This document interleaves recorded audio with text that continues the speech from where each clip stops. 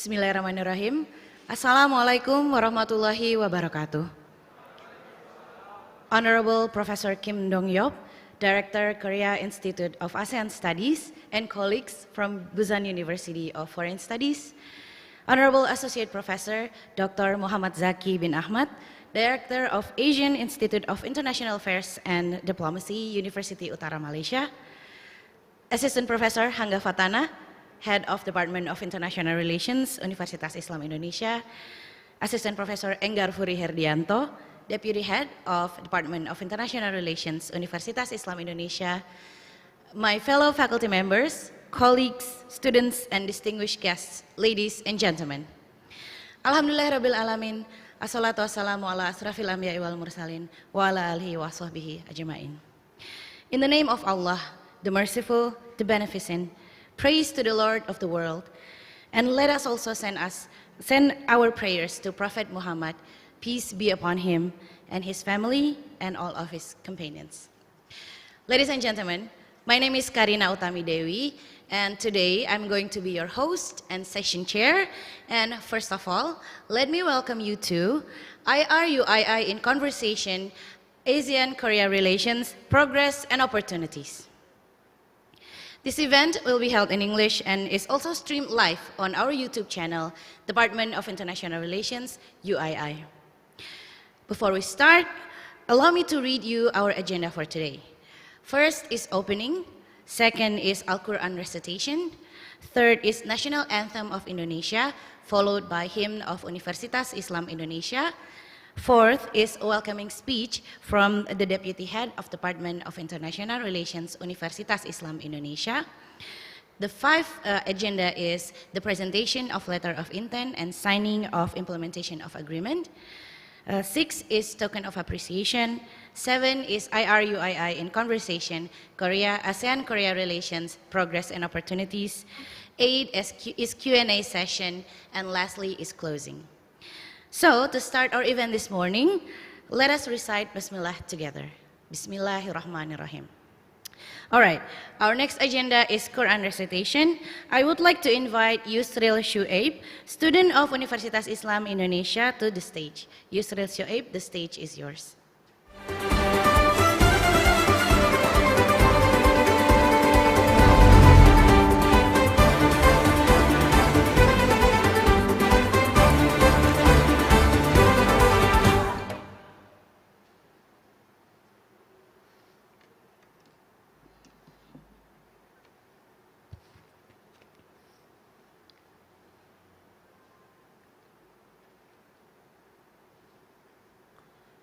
Bismillahirrahmanirrahim. Assalamualaikum warahmatullahi wabarakatuh.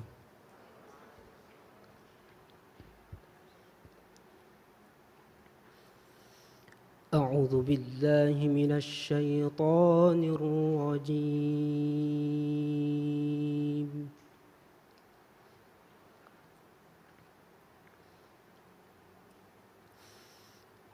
Bismillahirrahmanirrahim.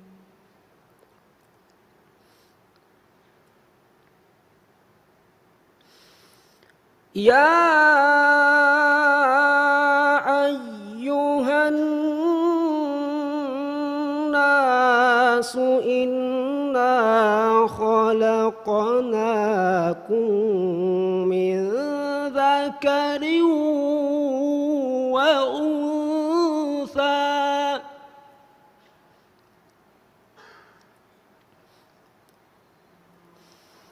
wa ja'alnakum syu'uban wa qabaila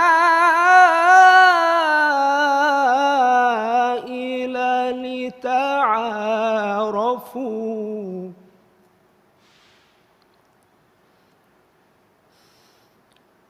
Inna akramakum 'indallahi atqakum.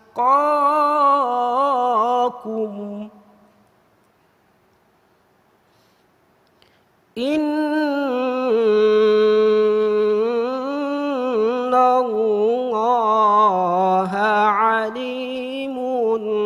خبير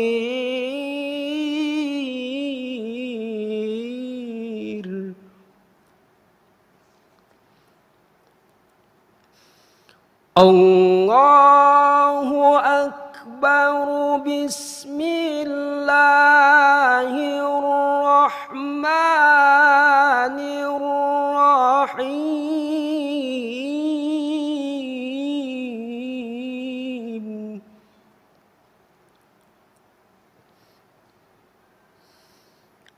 يا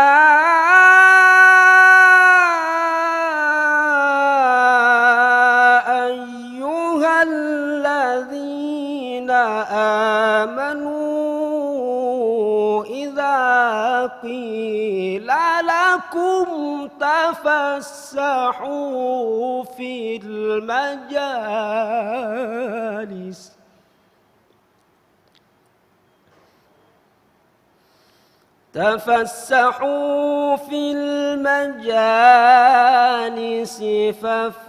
فافسحوا يفسح الله لكم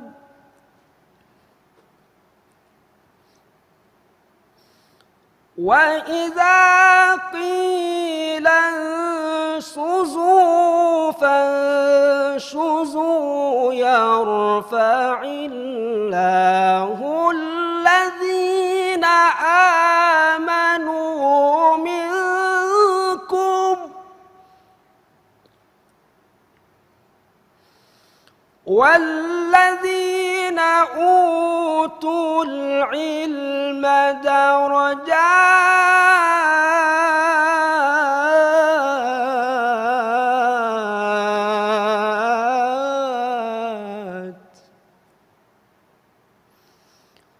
والله بما تعملون خبير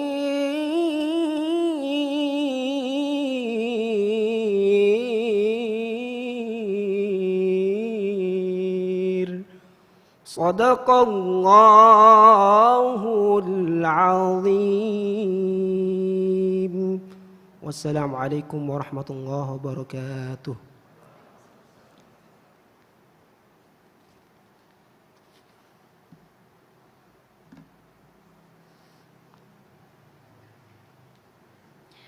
Sadaqallahul Azim. Thank you, Yusril Shuaib, for the beautiful recitation of the Holy Quran. Ladies and gentlemen, our next agenda is National Anthem of Indonesia, Indonesia Raya, followed by the hymn of Universitas Islam Indonesia. To all of the audience, please kindly stand up from your seats.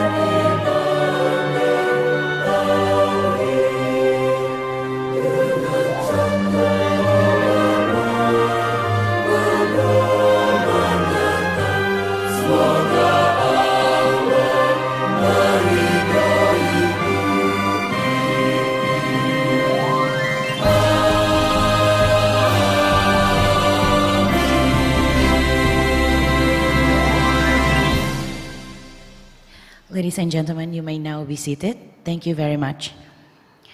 Moving on to our next agenda, I would like to invite Assistant Professor Enggar Furi Herdianto, Deputy Head of Department of International Relations, Universitas Islam Indonesia, to deliver his welcoming remark. Assistant Professor Enggar, the floor is yours.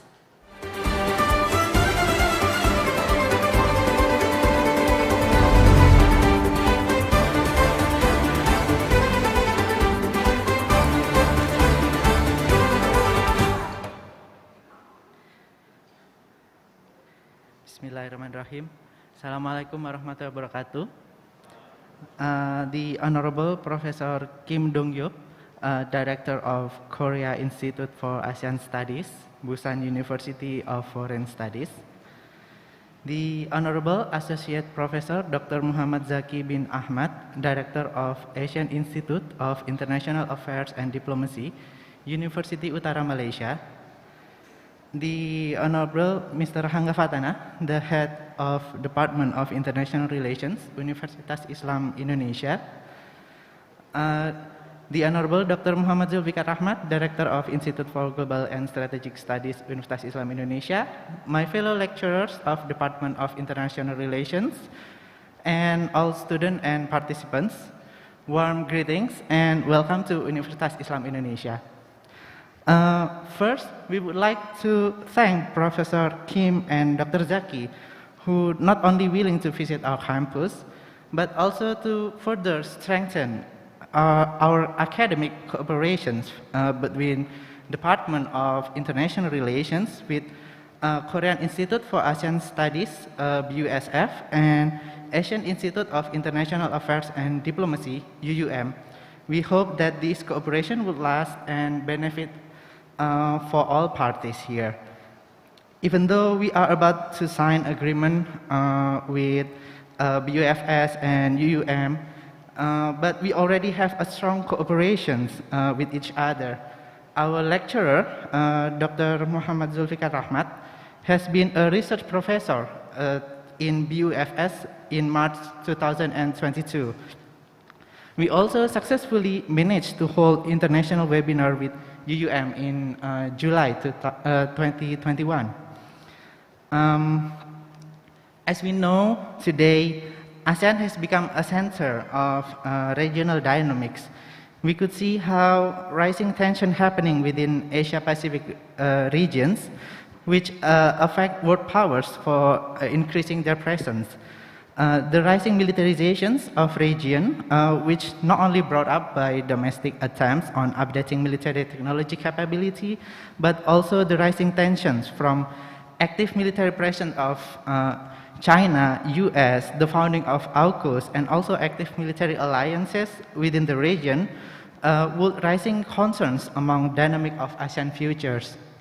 But on the other hand, we could also see the rising economic cooperation between ASEAN countries and East Asian region.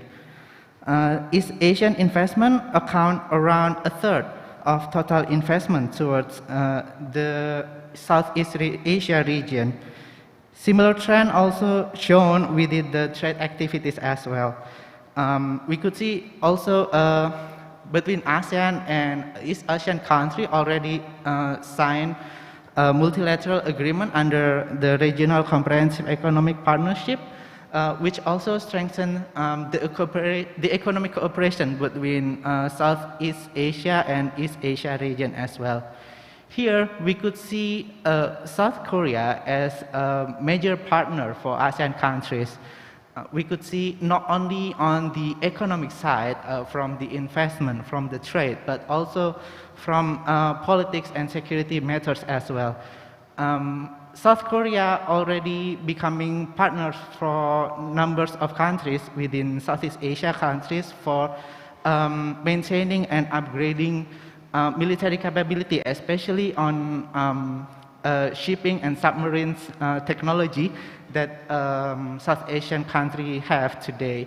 And on the other hand, we could also see the rising trade and investment of South Korea presence within the region. Not only that, we could also see the the impact of the cultural products of South Korea, which also make Asian people get closer towards Korean culture and Korean people as well. So therefore, here we could see that ASEAN-Korean relations have many opportunities in the future to be to have more progress towards a better future between Korea and also ASEAN countries. Here, without further ado, let's welcome our speaker here, and also please enjoy this seminar for all the students and participants here. Thank you so much. Good morning, everyone. Assalamualaikum warahmatullahi wabarakatuh.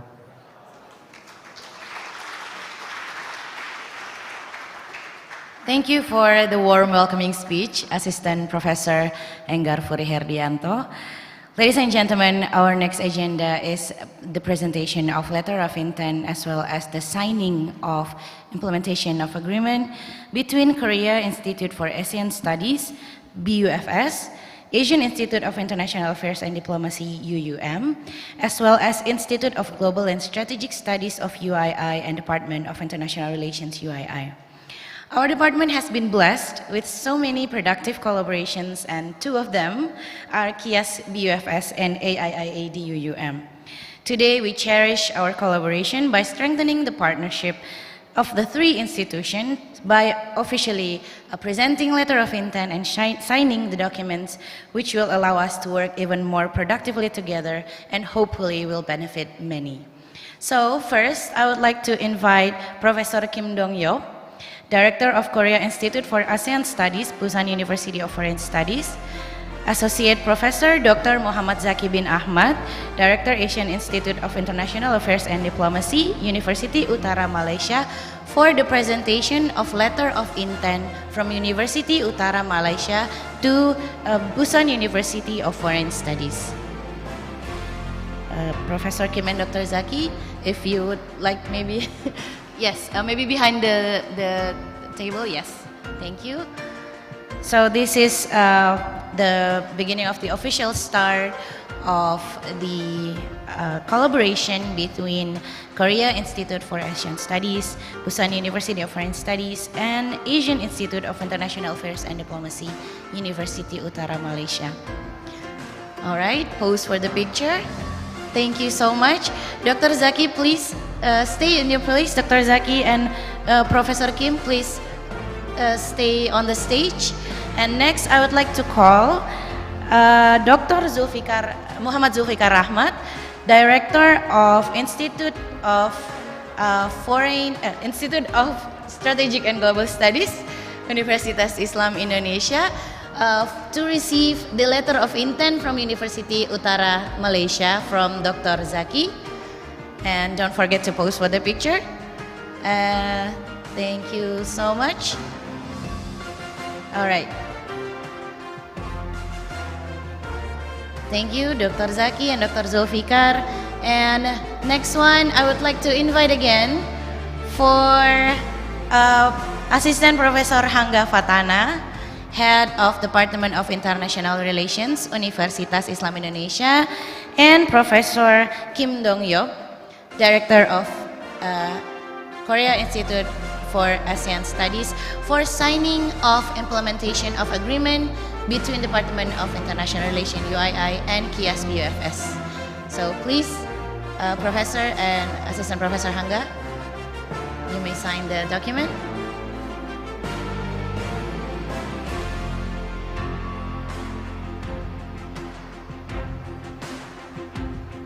And as Pa Enggar already said earlier, one of the form of collaborations between Department of International Relations, UII, and KIAS BUFS is one of our teaching staff. Dr. Zulfikar Ahmad is currently a research professor in KIAS BUFS Korea for 1 year. So hopefully this is the beginning of a more productive collaboration. And don't forget to pose for the picture again. All right. And I would also like to invite Dr. Zaki and Dr. Zulfikar to also take picture together along with the letter of intent. So all four of the head and director, please, if you don't mind, with the document. Okay. All right. Ready? Okay. Yeah, so pose for the document. All right. And hold it first. Okay. And the next one, we would like to present token of appreciation from the Department of International Relations UII to first Professor Kim. Professor Kim, if you would like to kindly receive our token of appreciation from our department, from Dr. Hanga, Assistant Professor Hanga.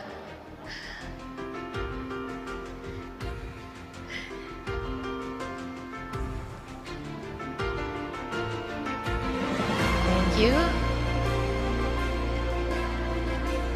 Oh yeah, shaking hands together with the token. No, belum. Not yet. Okay.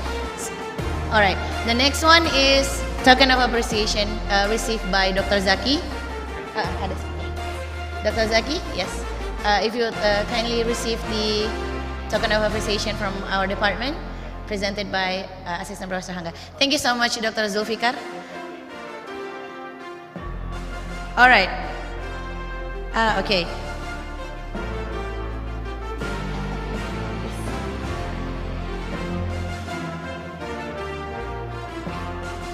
Thank you. And Pak Hanga, there is also a token of appreciation from BUFS presented by Professor Kim.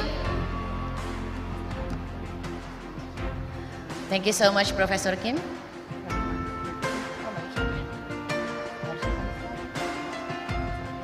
And apparently there's also a token of appreciation from UUM. Yes, Dr. Yeah. From BUFS to UUM, presented by Professor Kim to Dr. Zaki.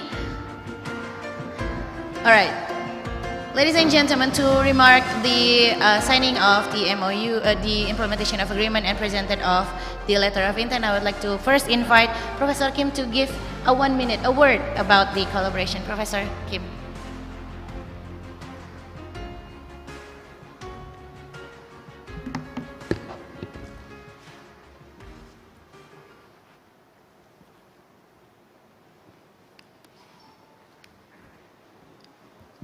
Okay, thank you very much and good morning. I'd like to thank Dr. Zaki from Indonesia and Professor Hanga, the head of the department, and Professor Karina, kind moderation.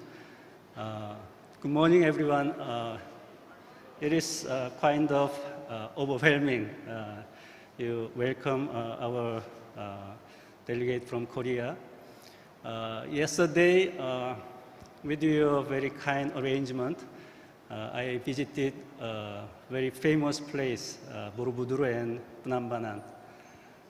One of my guides told me that the city of Yogyakarta is a city of history, culture, as well as philosophy. I think it is truly, I feel that kind of sense. I just spent a few days here, but it is full of culture, history, and philosophy here. I came from the Busan in Korea. This is the second biggest city in Korea. Our city is city of film, culture, and tourism. So I hope, I'd like to invite all of you to visit Busan. And for this ceremony of MOU, probably it will be a milestone to strengthen our cooperation, and also we can strengthen our research capability, and also those also benefit for the students for your exchange programs or any your studies in the next stages. So I'd like to thank all of you for very kind and generous welcome, and I hope we have some thought and ideas after these ceremonies. We have some talk and discussions with you. Thank you very much. Thank you so much, Professor Kim. Next, a word from Dr. Zaki. Yes, about the collaboration. Dr. Zaki, if you please. Thank you, Karina. Assalamualaikum warahmatullahi wabarakatuh. Dan salam sejahtera semua. First thing first, I would like to thank the host of this seminar, as well as the exchanging of the letter of intent ceremony just now. A very special thanks to Pak Hanggar, as well as Pak Zulfikar and Karina, as well as the organizing committee for this landmark events organized by the Universitas Islam Indonesia.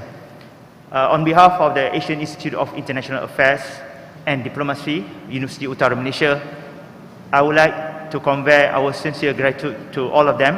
And at the same time, I'm hoping that today's ceremony, as well as conference and seminar, will be the starting point for future sustained collaborations between our three institutions.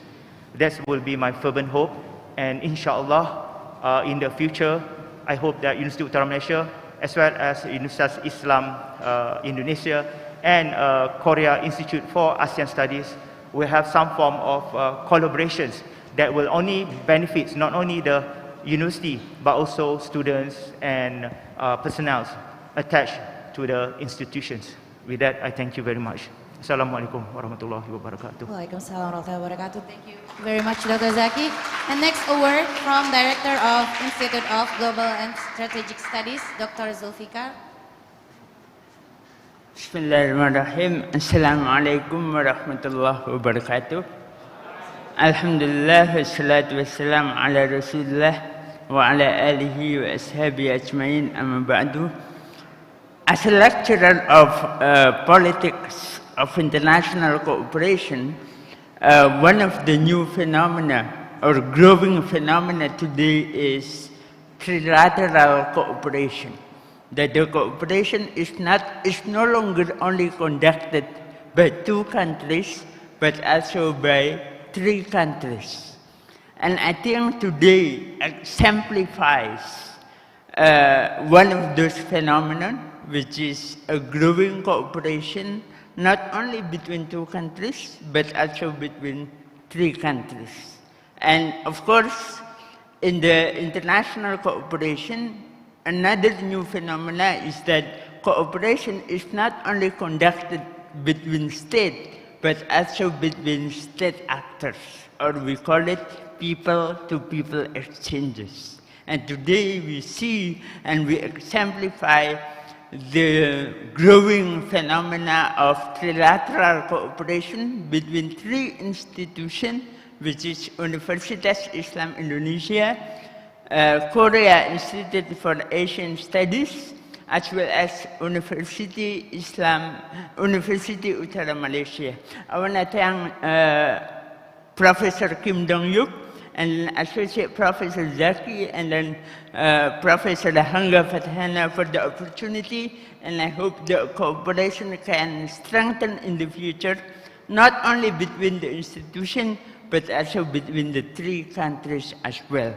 Thank you very much. Akhiru da'wana. Assalamualaikum warahmatullahi wabarakatuh. Waalaikumsalam warahmatullahi wabarakatuh. Last but not least, I would like to invite Head of Department of International Relations, Assistant Professor Hangga.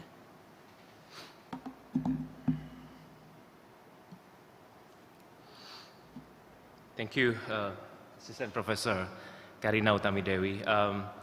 The Honorable Professor Kim Dong-Yeob, Director, Korea Institute for ASEAN Studies, Busan University of Foreign Studies, Associate Professor Dr. Mohammad Zaki bin Ahmad, Director, ASEAN Institute of International Affairs and Diplomacy, Universiti Utara Malaysia, Assistant Professor Dr. Mohammad Zulfikar Ahmad, Director for Institute for Global and Strategic Studies. Assalamualaikum warahmatullahi wabarakatuh. I think the previous professors already mentioned a lot about the importance of today's event, particularly on the fact that this would be the first trilateral collaborations that we have in our department between Department of International Relations and the Korean Institute for ASEAN Studies, Busan University of Foreign Studies, and also ASEAN Institute of International Affairs and Diplomacy, Universiti Utara Malaysia. What I would like to add is that one of the strongest commitment and also policy priority of our department is to make sure that the students during their study are able to broaden their horizons through the learning process. And one of the important instruments to be able to equip the students with the broadened horizons is through the collaborations with the institutions. And today's collaborations signing ceremony, I think, would be the entry point to exemplify, to enhance the collaborations between the three institutions. We look forward to working more closely with our Korean and Malaysian fellows, and again, at the end, in result, we look forward to be able to send and also to receive students from the institutions, again, and the result to be able to provide real benefits for students and also for the faculty members. I think that's all. Thank you very much, Assistant Professor Karina Utami Dewi. Oh, last but not least, I would like to take this opportunity also to say thank you to Assistant Professor Dr. Mohammad Zaki bin Ahmad, because without his role and also assistance, I believe that today's event and this trilateral collaboration would not be achieved. So, ladies and gentlemen, please give a round of applause to Assistant Professor Dr. Mohammad Zaki bin Ahmad. We are very lucky and very honored to have him here. Thank you. Assalamualaikum warahmatullahi wabarakatuh. And we look forward to have a seminar. Yeah. Thank you so much, Assistant Professor Hangga Fatana. Professor Kim, Dr. Zaki, and Assistant Professor Hangga Fatana, if you would like to take your place on the stage. And thank you so much, Dr. Zulfikar Ahmad. Yes, you may take the seat on the stage, of course. All right. All right, so, ladies and gentlemen, we are now finally moving on to the main event this morning, UII in Conversation, ASEAN-Korea Relations, Progress and Opportunities. Republic of Korea has established relations with ASEAN countries since 1989, when a sectoral dialogue was initiated. Korea was accorded a full dialogue partner status by ASEAN at the 24th ASEAN Ministerial Meeting, or AMM, in July 1991 in Kuala Lumpur, and the relations continue to be elevated since then.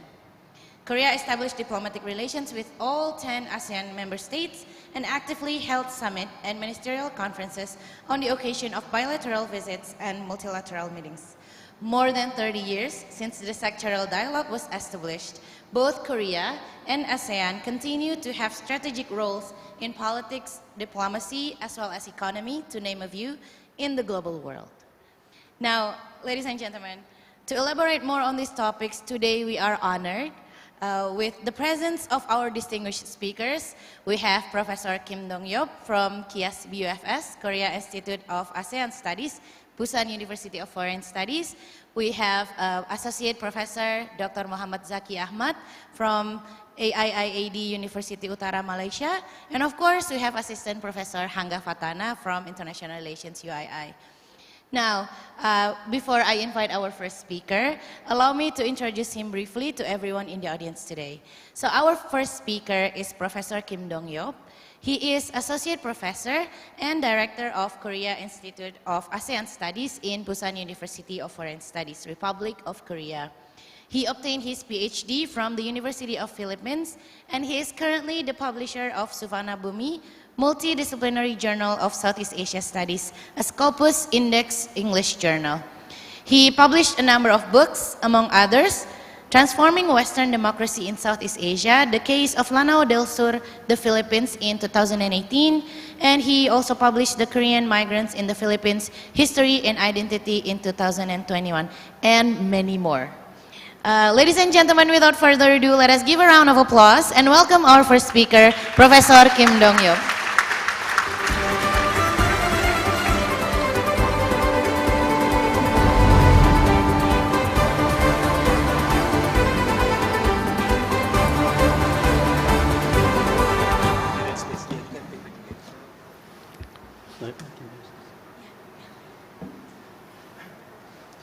Okay, thank you very much, and thank you very much for kind introduction. Let me see. Okay, so I prepare very short PPT materials for the convenience of my presentations. I made the topic ASEAN-Korea relations, past, present, and the future. Actually, our moderator already explained some of the history of the relationship between ASEAN and Korea. So they give me 14 or 20 minutes, so I make it very brief. Okay. So this is the contents I prepare. ASEAN-South Korea relations, a brief history. Second, South Korea's new southern policy and beyond.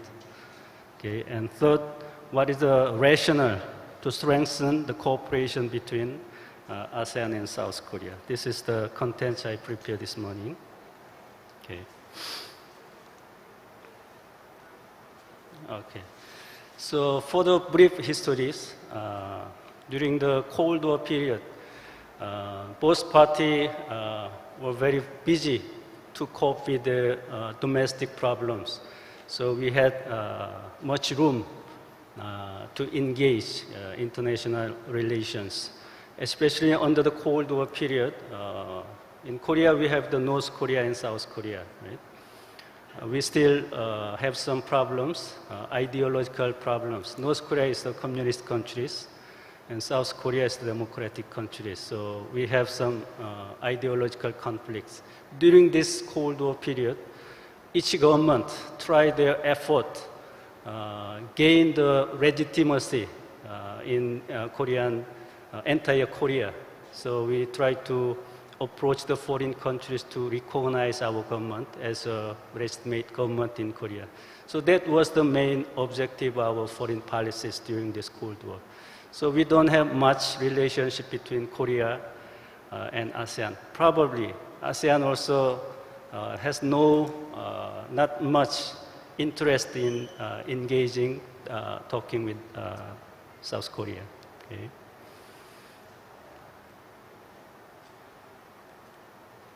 Okay. So our relationship began 1989. If you're looking at the pictures, it became the end of Cold War, and South and North Korea has some kind of we don't aggressive each others, we don't attack each others. We try to talk each others and try to make the road to unifications.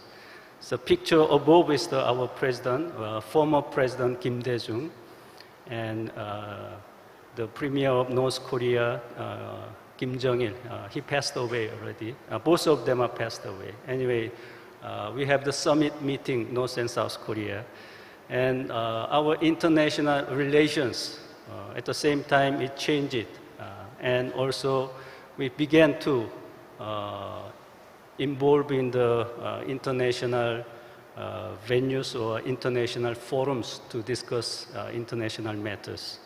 Actually, in the 1980s, the Korean government tried to approach or tried to be a dialogue partner with ASEAN, but ASEAN always reject because Korea was not so important international actors during the times.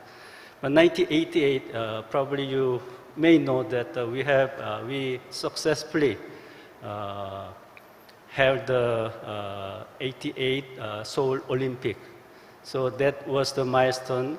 The world began to recognize Korea as a developing countries, or that is the momentum that the ASEAN began to recognize South Korea, and they accept South Korea as a sectoral dialogue partners. And after 2 years, 1991, we became the full dialogue partners.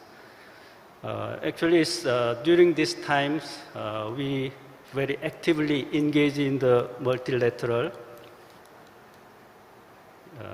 It just goes one way.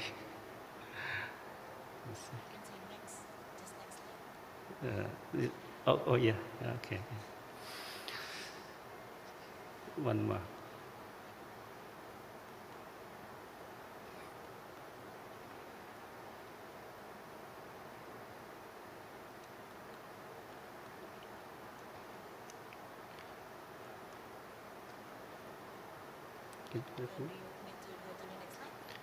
People.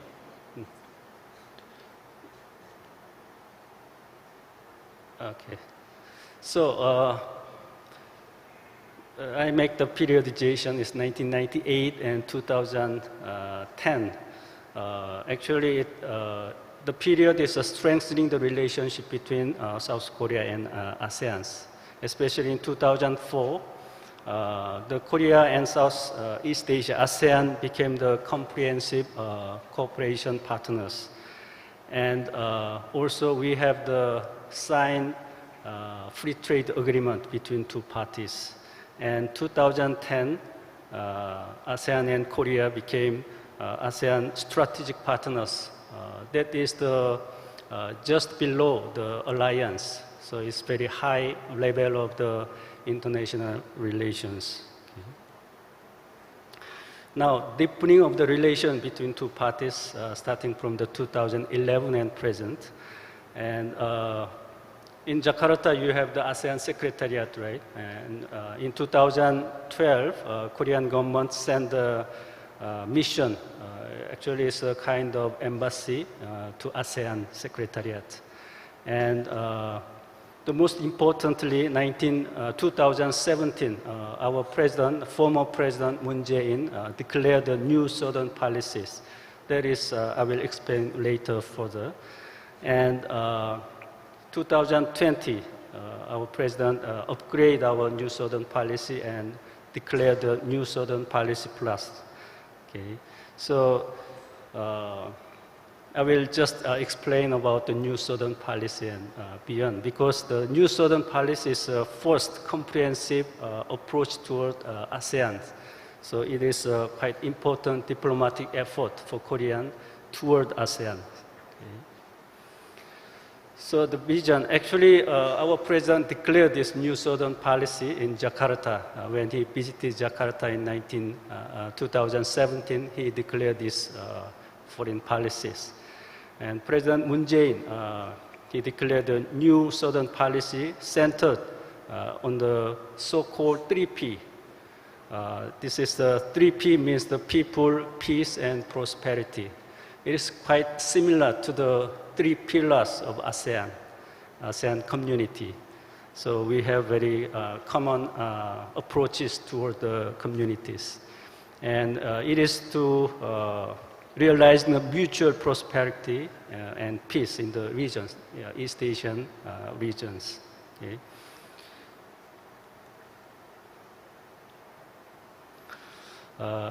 Let's briefly review what kind of achievement the new Southern policy have.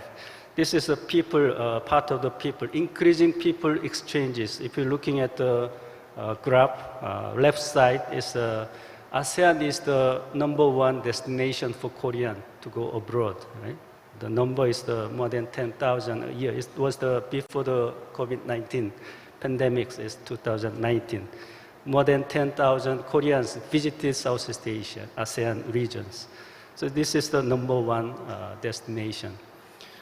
In Korea, many Southeast Asian students, they study in Korea.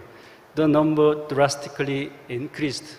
If you're looking at the right side of the graph, 2007 and 2017 and 2019, if you compare, it's more than double increase of the number of Southeast Asian or ASEAN students study in Korea. So it means the people exchange is increased a lot, okay, due to this new southern policies. Okay, regarding the peace building cooperations, if you're looking at the left side two pictures, this is the North Korea and the United States summit. It held in ASEAN regions, once in Singapore in 2018, and 2019 the summit held in Hanoi.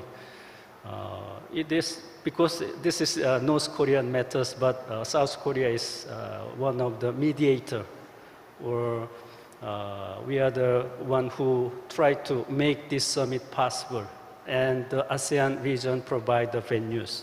So ASEAN could be a very good mediator for solving North and South Korean problems.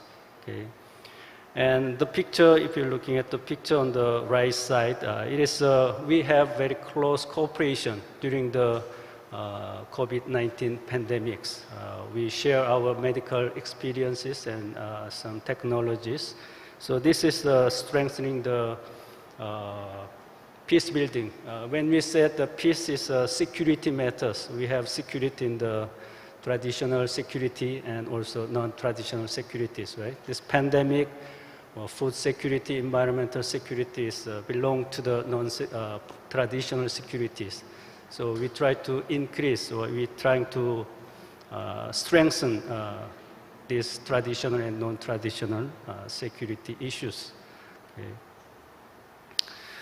Now, economic side of cooperation, mutual prosperities.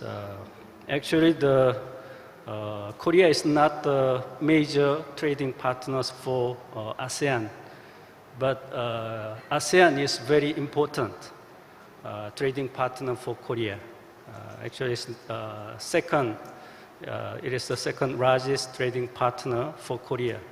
So the Korean government consider ASEAN is very important market and economic partners. And also, I think the ASEAN countries also beginning to recognize Korea as important trading partners. It's about 5.6% shares we have in ASEAN trading volumes.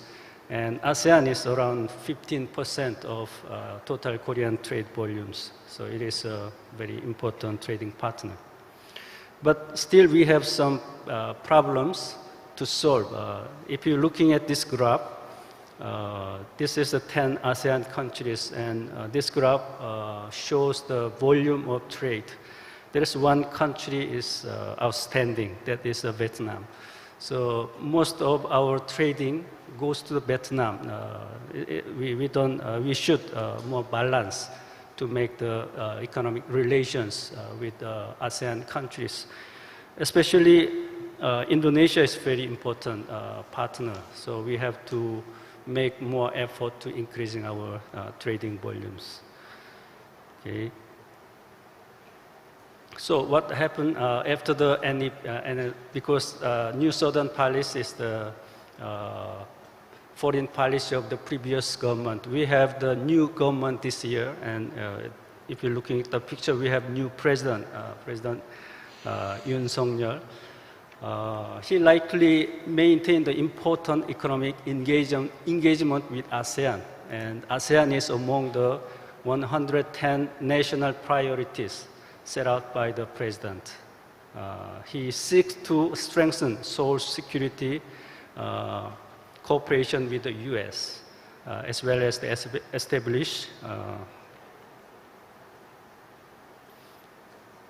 close relationship with the ASEAN. Okay. Okay, I will make very brief why we have to cooperate between ASEAN and Korea. Okay. So this is a little bit theoretical aspects. We are living in the globalized world, right? The globalization simply said that it became the one market. The whole world became one market. and the competition is very high. So we need friends to make our position strong in the globalized world. So it brings out the regionalization or regionalisms.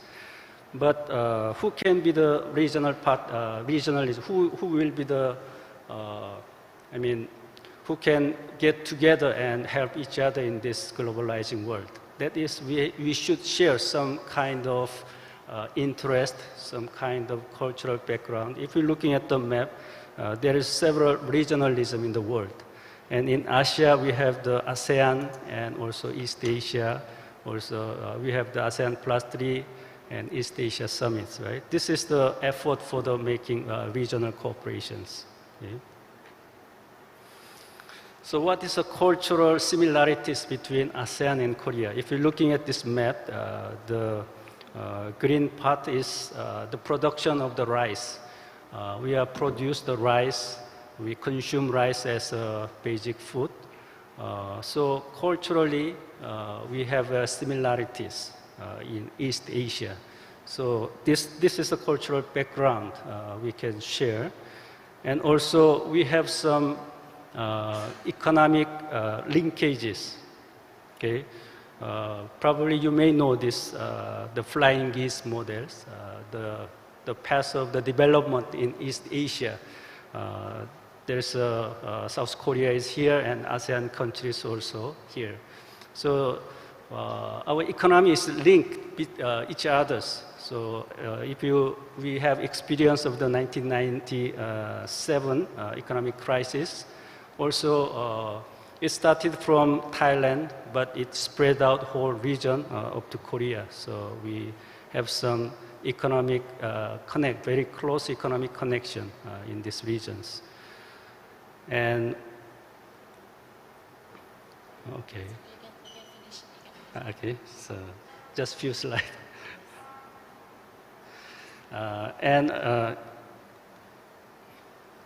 So we have some historical experience of regionalism in East Asia. Okay, if you're looking at these two maps, one is the tribal system centered by China. The other one is the East Asian co-prosperity spheres, led by Japan. So it's, historically, we have the regionalism, but it was failed because of the, they tried to make the hegemony in these regions. So this is a failed regionalisms. And now, and in the future, what kind of regionalism we can pursue or we have to achieve? It is a balance of power. And in order to make this balance of power, the role of ASEAN is very important. ASEAN centrality, ASEAN became the center, and ASEAN should be the driver of these new regionalisms, not by the some actors who pursue the hegemonism. Okay?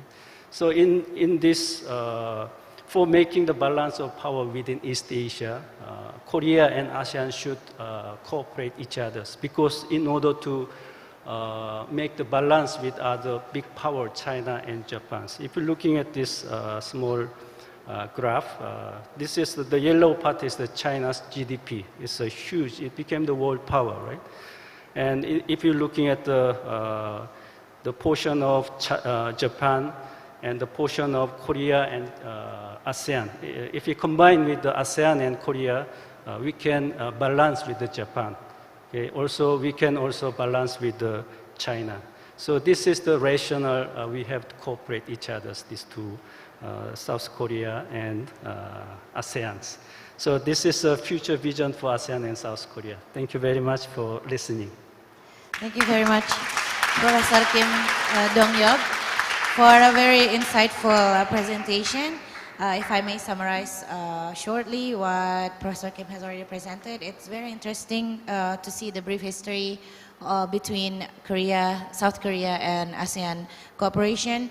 And he also mentioned about South Korea, New Southern Policy and beyond, but I think the most interesting is the rationale to strengthen the cooperation between ASEAN and Korea. Professor Kim mentioned that there are 6 points why it is important for Korea and ASEAN to cooperate or collaborate. There's first is globalization and regionalization. There's also cultural similarities in East Asia and economic linkage in East Asia and East Asia regionalism in the past as well as in the future, and of course for the balance of power within East Asia. So another round of applause for Professor Kim, ladies and gentlemen. Thank you so much. Thank you so much, Professor Kim. And now we move on to our next speaker.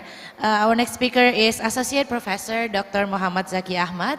He is the Director of Asian Institute of International Affairs and Diplomacy, Universiti Utara Malaysia, as well as Associate Professor at the School of International Studies, Universiti Utara Malaysia. He was the Deputy Dean of School of International Studies, Universiti Utara Malaysia from 2014 to 2017. And before that, he was the Department of International Affairs from 2011 to 2013. Dr. Zaki has a PhD degree in Maritime Policy from the Australian National Centre for Ocean Resources and Security, Wollongong University, Australia. And his main research interests and publications focus on the law of the sea, coastal management, maritime territorial and sovereignty dispute, fisheries policy, and maritime law enforcement. And he is currently preparing for 2 book projects. The first involves contemporary issues and challenges in Malaysia-Indonesia border, and the second one focuses on Malaysia's practices of law of the sea. Ladies and gentlemen, let's give a round of applause for our second speaker, Associate Professor Dr. Mohammad Zaki bin Ahmad.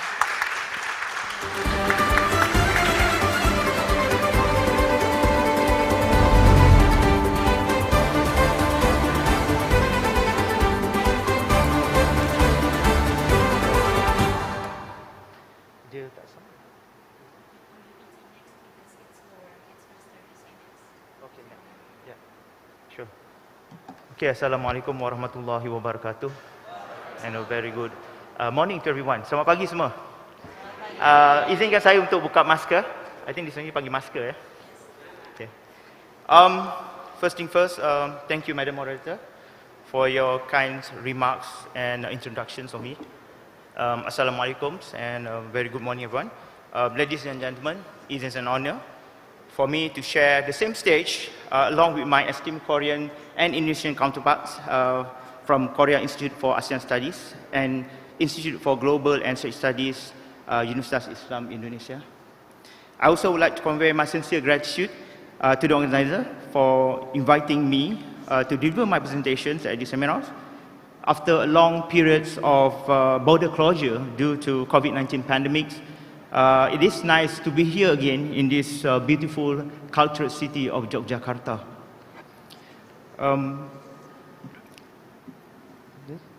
Next slide, please. All right, before I begin my presentations, I would like to do some promotions about my university since I'm here. Universiti Utara Malaysia, or popularly known as UIM, was established on 16 February 1984 as the 6th public universities in Malaysia, and it's about 10 minutes drive from Malaysia-Thai border, about 600 kilometers north of Kuala Lumpur. So basically, we are actually far away from Kuala Lumpur, but very close to Thailand. And at the same time also, the total student populations of nearly 30,000 students now, and UM is widely known to be one of the leading public universities in Malaysia, specializing in management. So that's the reason why we do not have any engineering or even medical faculties. So our concentration is mostly on business management, accountancies, economics, as well as international affairs. Now, in terms of QS world rankings, we are ranked between 500 to 520 in the world. We are ranked 98 in Asia. And among ASEAN universities, UM is ranked 20th in terms of its positions. And for additional information, feel free to visit its website at www.um.edu.my. So enough about promotions. I would like to take this opportunity also, apart from promoting my university, to thank our Korean counterparts for lending their world-class football coaches in the form of Shin Tae-yoon, the current national coach of Garuda, Indonesia, and Coach Kim Panggun, who coaches national team Harimau Malaya. Both Korean coaches have successfully brought their respective team to the final round of the Asian Cup, which will be held next year. Have a give warm applause. I'm not really sure whether you guys are avid footballers or not, but on a personal note, it has been nearly 40 years since the last time Malaysia qualified to this prestigious continental football cup, football competitions, based on merit. And for that reasons, I am thankful to Coach Kim, Kim Panggun, who has managed to elevate Malaysian football position to a higher level. So thank you very much, Professor Kim, for lending your 2 world-class football coaches to our countries. Now, moving on from football scenes, the Korean waves, or Hallyu, I assume I pronounce it correctly, over the last decades has swiftly spread and gained attention worldwide. K-pop music, as well as Korean movies and drama series, have now become one of the biggest transnational cultural phenomena across the globe. Winter Sonata, Train to Busan, and Parasites are some of the iconic Korean movies and drama series that have become so popular, even captivating the heart of so many audiences across the world. So much so that Nami Island, the locations where the romantic drama Winter Sonata was filmed, has now become a top tourist destination in South Korea, especially among Malaysian tourists. Meanwhile, K-pop idol bands such as BTS and Blackpink have captured the imaginations and interests of young generations, including in Malaysia and Indonesia. Actually, I want to put photos of BTS and Blackpink, but I don't think it's so suitable here, especially in Universitas Islam, Indonesia. So you guys can Google yourself the photos, yeah? Okay, now, coming back to the, excuse me. Okay, coming back to the title of my presentations, it is interesting to look at the phenomena of Korean waves and their impacts across various fields. But what about other areas, particularly trade, socio-economics, and education relations involving South Korea and other countries? As you can see from the title of my presentations, I intend to discuss the trend and future directions of Korea-Malaysia's bilateral relations. For that, my topic of discussion will be a little bit narrower than what being presented just now by Professor Kim. And I will also discuss about the bilateral relations between these 2 ASEAN countries, particularly in the aftermath of the Look East policy, a foreign policy posture adopted by Dr. Mahathir Mohamad, who first came into power in 1981 until 2003. And basically, the policy was intended to push Malaysia into becoming an industrialized nation. Looking into the outline of my presentation, basically it can be divided into 5 segments or 5 parts. Firstly, I will begin my presentations by discussing the historical context of diplomatic relations between Korea and Malaysia, particularly during their formative years or early years. Following this topic of discussion, is some of a brief background of the Look East policy will be covered, especially during the first administrations of Dr. Mahathir Mohamad.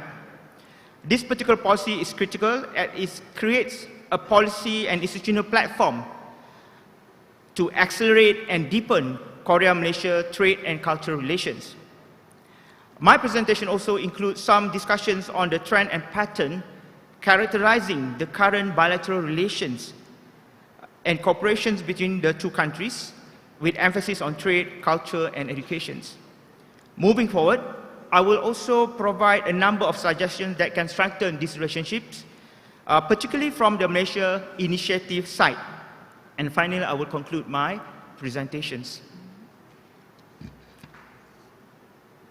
Now, when one looks into the history of Korea-Malaysia's diplomatic relations, it can basically be traced on 23rd February 1960, So basically, the diplomatic relations was officially established in 1960. Hence, this year, 2020, marks the 62 years anniversary of these relations. Yeah? And Tunku Abdul Rahman, the first Prime Minister of Malaysia, as well as Syngman Rhee, who was the first president of South Korea, were the key actors in setting up these relations. From the perspective of these two countries, the bilateral relations was mutually beneficial at the time when geopolitical rivalries and competing political ideologies were unfolded in the post-World War II international systems. Both Malaysia and South Korea sought to establish themselves as a legitimate democratic country, and both share a similar stance of fighting against the expansions of communism. Malaysia, after it gained its independence from the British, was involved in fighting protracted communist insurgency. And meanwhile, South Korea had just recovered from a hard-fought war against the invasions of communist North Korean armies from 1950 to 1953. It is noteworthy that the bilateral relations in the early years of these relations were still considered as underdeveloped, as both countries were preoccupied with their own internal political affairs and economic development efforts. Trade relations were still lacking, but there what we call a stronger political cooperation between the two countries. And both countries achieved a very modest economic growth and share nearly similar economic standing at global level in 1950s and 1960s. South Korea and Malaysia share almost similar GDP as like in some other developing African countries. Yeah? So that's quite interesting, yeah? Given the fact that when you compare with other African states now and with South Korea, there's a very wide gap in terms of economic growth. But time has changed. Now, South Korea has become remarkably, basically, transformed itself into an economic and industrial powerhouse. With Malaysia, is still struggling in finding its ways to become a fully developed nation. Malaysia is relatively lagging behind in terms of export growth, research and development, product competitiveness, infrastructure, as well as technological innovations. And recently, when I read a Twitter account written by Dr. Mahathir, he stated, based on his observations on South Korean developments, and I quote, "Initially, immediately after the war, Korea was actually behind Malaysia in terms of economic development. But we very quickly realized that they were making great strides to catch up with the rest of the world. And instead of being an unknown country, a hermit kingdom, so to speak, Korea began to emerge as a very fast industrialization country." Now, looking into the economic standards, when you do a comparison between South Korea and Malaysia, especially in these recent years, a simple measurable economic indicator that could prove Malaysia has been lagging behind South Korea is the gross domestic product, or we call it GDP. The disparity between the two countries' GDP of different era is clearly obvious for everyone to see. In 1960, the GDP of South Korea was just double than Malaysia. However, this near parity of domestic economic growth started to deviate substantially, as can be seen in 2020, when South Korea recorded a whopping 1.631 trillion GDP of US dollar, when compared to merely 336.7 billion GDP registered by Malaysia. Certainly times has changed, and surely that when we compare with the previous progress that South Korea made in 1960s and now, there is a huge gap that can be seen when we compare with the economic growth of South Korea and Malaysia. Now, unlike in the 1960s and 70s, Korea-Malaysia relations have started to make noticeable and significant growth at the beginning of the 1980s. Yeah? And these signs of progress were not only visible in terms of increasing trade volume and value and substantial allocations of foreign direct investment by the Koreans, but also the intensifications of education and technical training cooperations between the two countries. The catalyst behind this advancement and deepening of Korea-Malaysia relations in 1980s was the adoption of the Look East policy, which was officially launched in 1982. Adopted during the first administrations of Prime Minister Dr. Mahathir Mohamad from 1981 to 2003, he was impressed by the rapid growth and industrializations of East Asian states such as Japan, South Korea, and Taiwan. Dr. Mahathir believed that this country could serve as a role model for Malaysia's aspirations of becoming a modernized industrial state. He encouraged the Malaysian government agencies and officers, as well as the society in general, to emulate the management style and positive values embraced and practiced by these East Asian countries, such as strong work ethics, loyalty, and disciplines. Under the Look East policy, thousands of Malaysian government officers were sent to these countries for exposures and training. And meanwhile, scholarship schemes were provided for the country's brightest students to be sent to study at the top university across Japan and South Korea. The Look East policy, in one sense, represents Dr. Mahathir's anti-West foreign policy orientations, as he stated, or he started to reduce the country's long-held dependency on Western countries for the country's imports. He instead encouraged Japanese and South Korean companies to invest in infrastructures and set up factories in Malaysia. In fact, Japanese and South Korean companies were involved in many mega projects in Malaysia, such as the constructions of the Petronas Twin Towers and Penang Bridge. And it has been often the case, the Malaysian government had to engage in calculative and balancing moves that were designed to enhance mutual trade and economic relations with these two leading ASEAN countries, East Asian countries, without alienating them. And the constructions of the 13.5 kilometers Penang Bridge connecting Penang Islands and the mainland of Peninsular Malaysia exemplify such moves. Dr. Zaki, apologies, you have 4 minutes left. Yeah. So due to time constraints, I mean, when you are giving microphone to the lecturers, surely it will take so long for them to end their speaking engagement. But I'll try to finish off as soon as possible.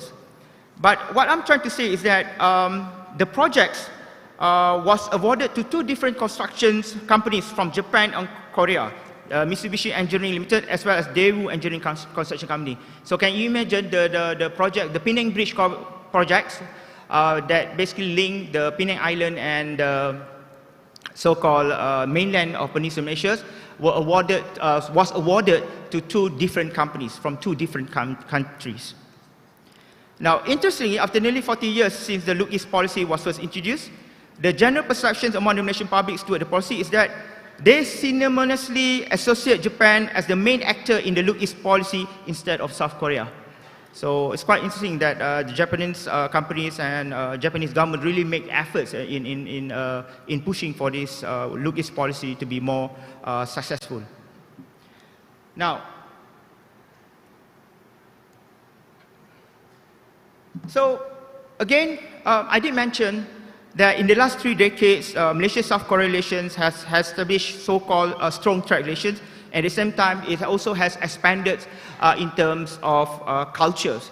And of course, the Korean wave cultures such as Korean dramas, TV shows, music and movies already attracted significant numbers of fan base in Malaysia.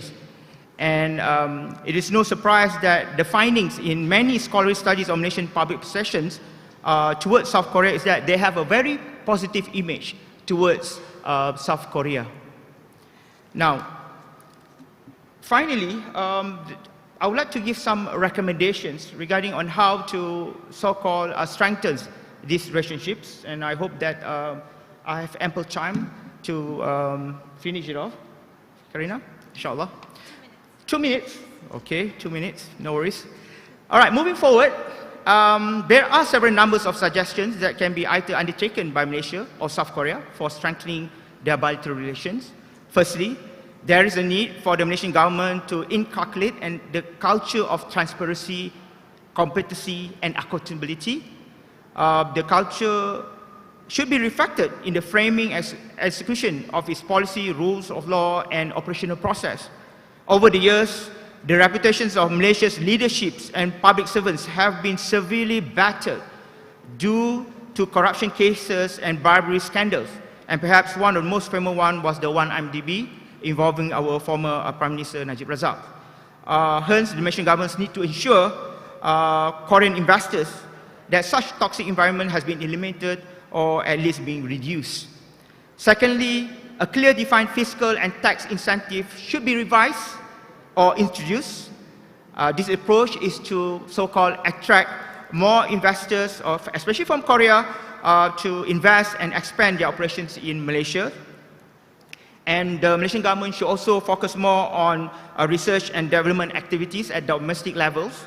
And in relation to this, both countries should forge a stronger research collaborations in the field of management, science and technology. But of course, such cooperation should not be one-sided, but rather mutually beneficial to both countries. And Malaysia also should promote academic cooperation between tertiary and TVET institutions or vocational institutions. And this can be done in the form of a sustained and structured student and staff exchange programs and joint academic programs at undergraduate as well as postgraduate levels.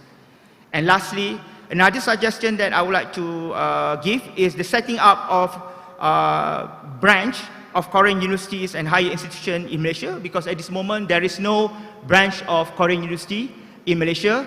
Instead, there are so many branches of what we call Australians and United Kingdom's universities setting up in Malaysia. And to conclude, since I already have 0 remaining time to present, and luckily it is the conclusion one. Hold on. All right, in conclusion, Korean-Malaysia's relations over the years have undergone different phases since its establishment in 1960s. The scope and intensity of this relationship, to a certain extent, have been molded by the changing events and trends unfolded in globalized international systems and even Malaysian national policy. It is safe to say that Malaysia and South Korea will continue to have a cordial and fruitful relations in the future. And for Malaysia, the current success attained by South Korea as the world's leading industrial nations with remarkable economic growth and the initiative behind such success should be a benchmark for Malaysia to follow. So with that, I end my presentation. Thank you for your kind attention, and I welcome your question during the Q&A. With that, thank you. Assalamualaikum warahmatullahi wabarakatuh. Waalaikumsalam warahmatullahi wabarakatuh. Thank you very much, Associate Professor Dr. Mohammad Zaki bin Ahmad.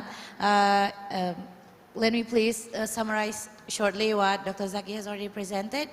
Dr. Zaki has mentioned how Korean-Malaysian relationship have undergone different phases, although both countries will still continue to have cordial and fruitful relations. And Dr. Zaki has already also mentioned some recommendations in strengthening the relations between two countries.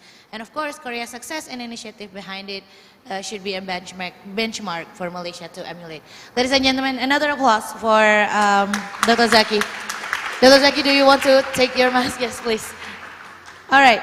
So, last but not least, we have come to our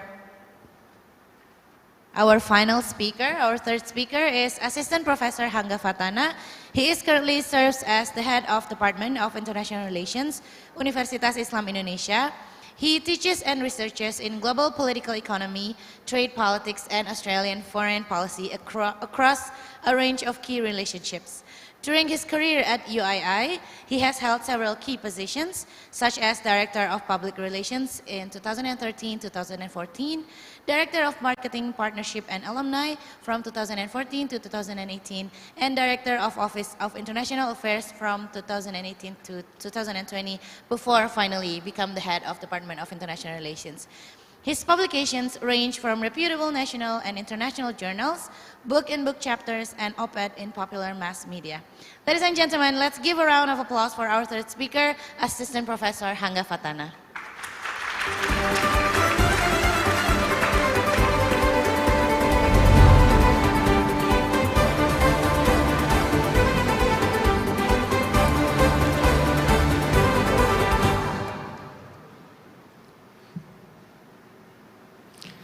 Thank you, Bu Karina. Bismillahirrahmanirrahim. Assalamualaikum warahmatullahi wabarakatuh. Good morning, selamat pagi, teman-teman semuanya. Thank you.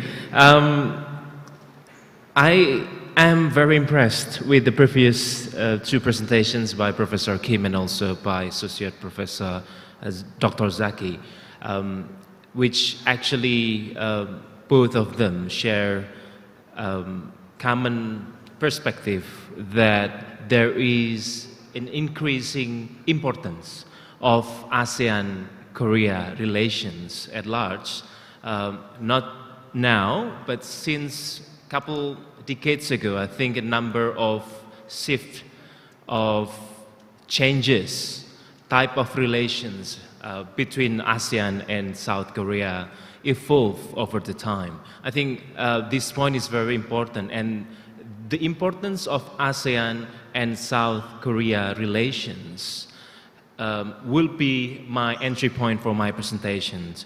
And to be the final speaker, as been mentioned by Bu Karina, I would like to highlight the perspective of middle powership, particularly from the Indonesian perspective, through which I hope after this presentation we would be able to have a very interactive question and answers, as I would be very happy to take questions from you, as long as not hard questions. But before that, allow me to introduce Universitas Islam Indonesia to Associate Professor Dr. Zaki and also Professor Kim. Briefly, Universitas Islam Indonesia is the first national university established back then in 1945, 8 July of 1945, 40 days before the national independence. And today we have 8 faculties consisting of 49 departments, ranging from bachelor degree, master, and also PhDs. We do have around 28,000 students with around approximately 1,000 faculty members.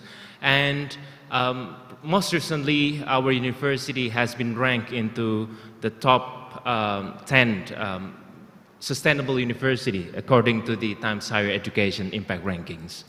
And again, this short introduction, I hope, would provide a brief picture about our university before I present the perspective of middle powership in understanding the ASEAN-Korea relations. Distinguished guests, ladies and gentlemen, I would like to deliver the presentation, our menu today, with 4 points. The first, I would invite the audience to ask, delivering questions about what should we think about ASEAN-Korea relations in terms of middle powerships. After some key questions, some questions about measuring the progress would be also the topics that we're going to discuss. Middle powership would be the main points that I would like also to highlight today before we finally conclude by embracing the opportunities lying ahead between the two institutions or the two countries. First is the key questions. There are 3 key questions that we would like to address today. The first is, how has the recent progress of ASEAN-Korea economic relations perceived from Indonesia? This is the first question that we're going to identify altogether from the economic perspective.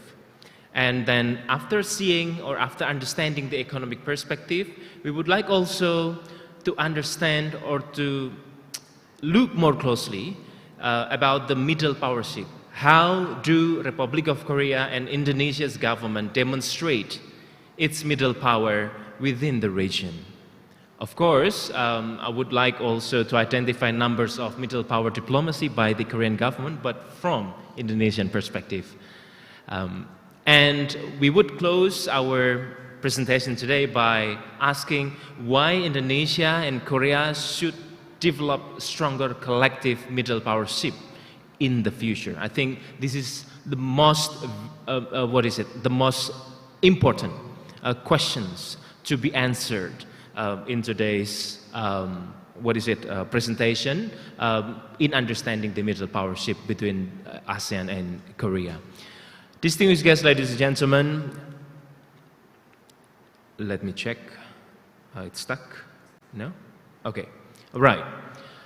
I would like to highlight what Professor Kim has also explained to us about the trade and investment relations between ASEAN and South Korea. It is true that I think the second largest trading partners for South Korea is ASEAN, but Korea is placed at the 5th largest trading partner for ASEAN.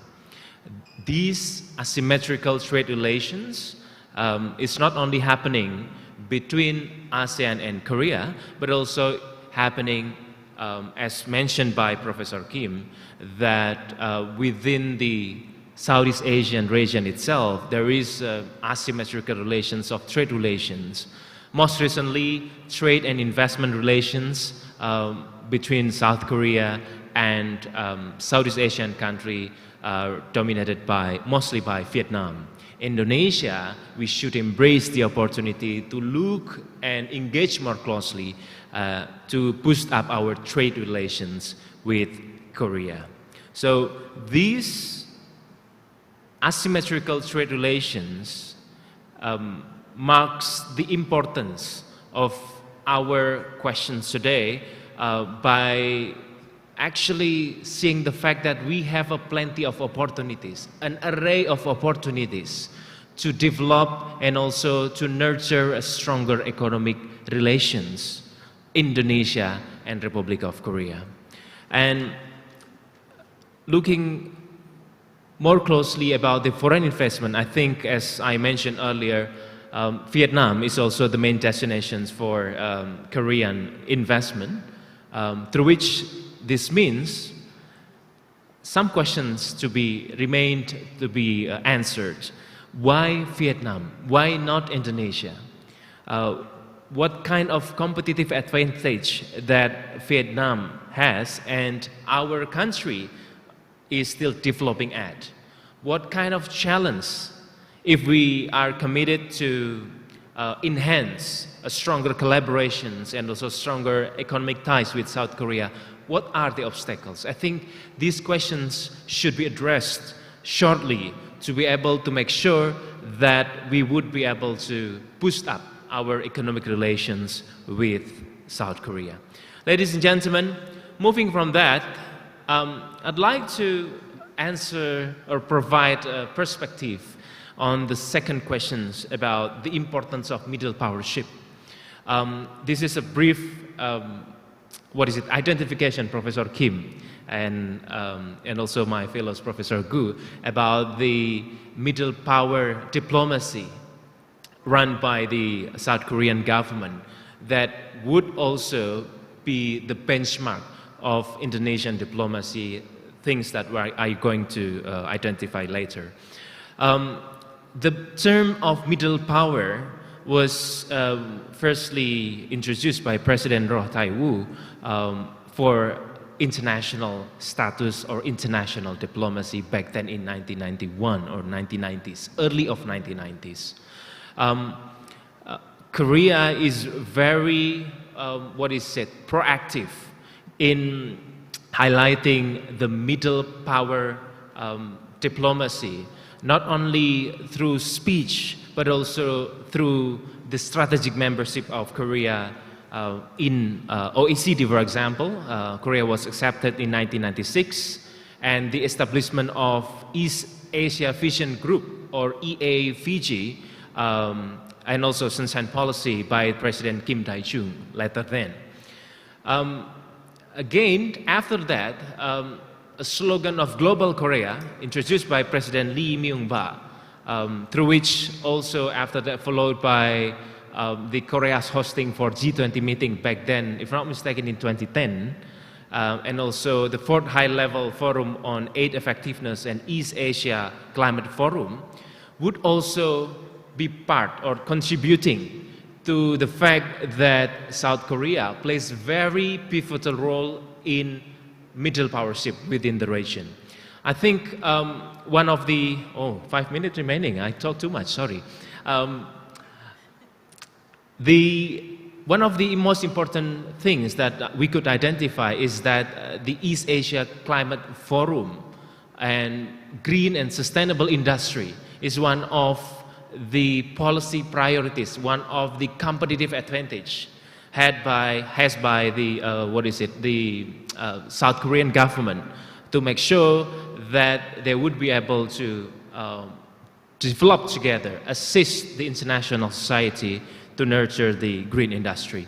And again, another highlight about overseas development cooperation and new certain policy by President Moon Jae-in, as mentioned also by Professor Kim, I think would be also one of the main indicators in highlighting that South Korea totally deployed the middle power strategy for its diplomacy, which has been successfully proven over the time to leverage up the place of South Korea, bringing transformations to what we have today. And this is the new certain policy that we mentioned, Prof. Kim also mentioned. People, peace, and prosperity, I think this is very important. I think most lately before, at the early of the pandemic time, President Moon also introduced new certain policy plus, which is very important for the Southeast Asian regions. I think Indonesia, together with other countries, we embrace this opportunity to engage more closely with South Korea. But if we look more closely to Indonesia, a different situation. Indonesia, so far, has not publicly declared ourselves as a middle power, not ever mentioned as status such as in international speech or reports. In fact, our foreign policy agenda acts like middle power.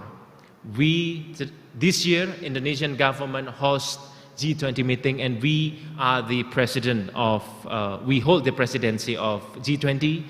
We are the biggest country in Southeast Asia in terms of its population and also its geographical conditions.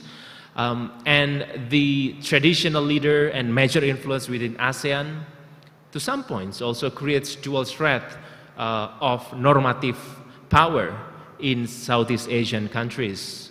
In one hand, it would, it would be able to create a situation that Indonesia might too far influence its political leverage to the region, and in the other hand, for some not democratic or for some authoritarian countries in Southeast Asia, this normative power would be also perceived as threat to the influence to the domestic political stability.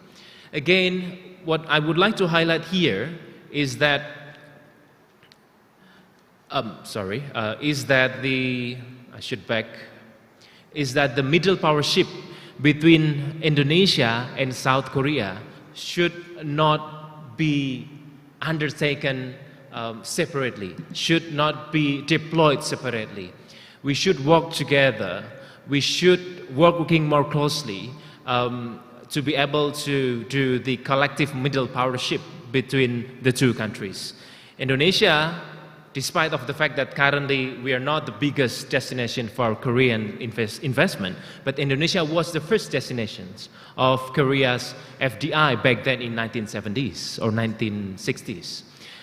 The oil supply and the wider natural resources as the natural endowment of our countries, Indonesia, would be part of the competitive advantage and also would be the potential things to develop, to trade with South Korea, given the rising manufacturing industry, very advanced manufacturing industry in South Korea. So, which means today's plenty of opportunities, Indonesia as prospective manufacturing base.